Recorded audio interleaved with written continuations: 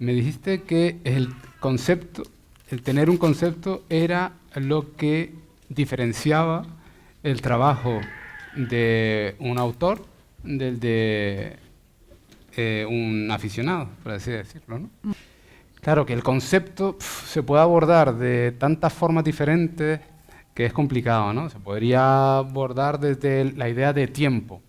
El tiempo en fotografía es una cosa fundamental, ¿no? El tiempo en el que se toma la fotografía, el momento justo de la acción, o antes de que vaya a ocurrir la acción, o después de ocurrir la acción. Todo eso podríamos dedicarle una charla entera solo a esa historia. O la memoria. La memoria va directamente relacionada con la fotografía desde el principio. Es esa obsesión por agarrar recuerdos, ¿no? Que también tendríamos ahí para rato. O el tipo de proyecto, o cómo abordar el proyecto desde un punto de vista personal, contar una historia personal o contar la historia de otros. También podría ser una forma de abordar la idea de proyecto. Pero yo me quería concentrar en algo, y hay una parte que creo que me resulta especialmente interesante, y es aquella en la que en fotografía esa relación entre lo encontrado y lo construido. Vamos a ver a qué me refiero. La fotografía, yo lo que voy a hacer ahora es voy a presentar una serie de trabajos de fotógrafos a lo largo de la historia de la fotografía.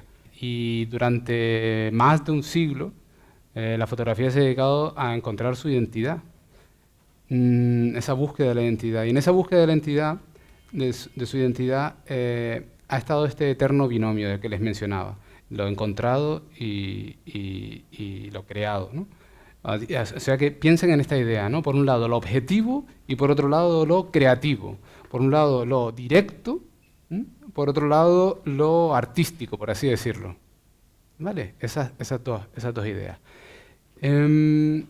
Empecemos con a mediados del siglo XIX. A mediados del siglo XIX es cuando aparece la fotografía, y la fotografía en ese tiempo tiene un carácter marcadamente objetivo.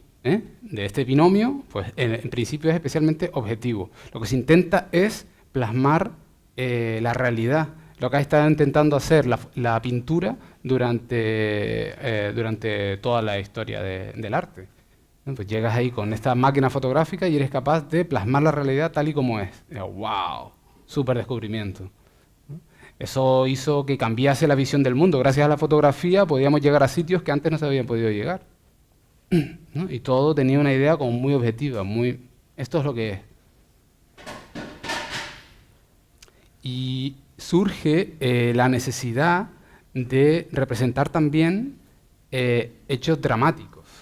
Esta es probablemente una de las primeras fotografías de periodismo de guerras, de conflictos.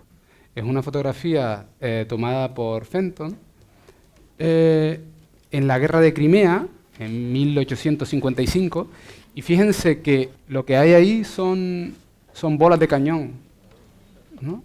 Es un campo de batalla, pero claro, en ese tiempo, a escasos 16 años después del descubrimiento de la fotografía o de la invención de la fotografía, las velocidades de obturación eran muy lentas, era imposible captar la acción.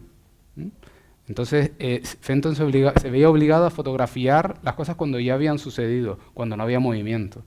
¿Recuerdan lo que les decía antes? Que podríamos abordar la idea de concepto desde el tema del tiempo, desde el punto de vista del tiempo, el durante o después. Aquí vemos un claro ejemplo del después, que no le resta, yo creo, importancia y dramatismo a la situación.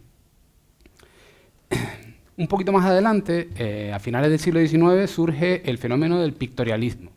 El pictorialismo es un fenómeno en el que la fotografía, en esa búsqueda de la identidad, recibiendo las críticas que estaba recibiendo porque la gente del arte oficial no la consideraba un arte por ser la máquina la que lo hacía todo, los artistas de esa época, los fotógrafos artistas de esa época, lo que intentan es buscar un sistema para darle un poquito de peso a su trabajo. Y esa búsqueda del peso lo hacen intentando crear imágenes que sean únicas, ¿no? Trabajando en el proceso para crear imágenes únicas, no como las fotografías habituales en las que se podían hacer todas las copias del mundo, ¿no? Para darle valor a las piezas. Y el problema que tiene el pictorialismo es que está intentando encontrar esa identidad copiándose de la estética en la pintura, ¿no? Así que la cosa no termina de cuajar, ¿no? Seguimos buscando identidad. Entre esa tendencia aparece la fotografía directa, a principios de los años 20. Alfred Stieglitz es uno de sus principales representantes, y aquí ahora de nuevo volvemos a la objetividad. Huimos de toda esa parafernalia, de la creatividad, y lo que queremos es demostrar qué es lo que está ocurriendo. Fíjense en esta calle, en esta fotografía de una calle de Nueva York, después de una nevada, ¿no? Esa necesidad de contar lo que está pasando en este momento, ¿no? Totalmente alejado de la idea del pictorialismo, en lo que todo era muy idílico y el momento perfecto y toda la composición, las texturas eran divinas. El trabajo de Paul Strand. Si esto no es directo, pues ¿qué es? Y maravilloso.